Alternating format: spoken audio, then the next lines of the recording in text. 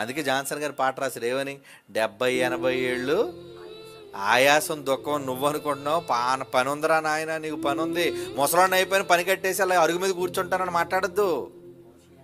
ఏమండి, మోషే ఆ కాలంలో పని చేశాడుగా, మరి ముసలోడని దేవుడు ఏమైనా విడిచిపెట్టాడా? ఏం రాశాడండి నిజంగా పాట. సూపర్ అండి. పాపం ఈసారి కూడా పల్లవి రాసి చచ్చిపోయాడండి ఆయన.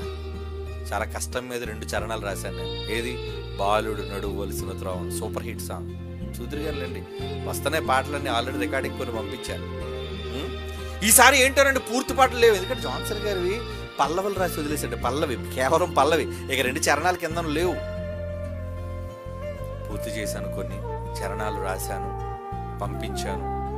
అద్భుతమైన పాటలు, మెలోడీ పాటలు విందురుగాని 2025 ముందే చెప్తున్నాను, బంపర్ హిట్ సాంగ్స్ అన్ని కూడా.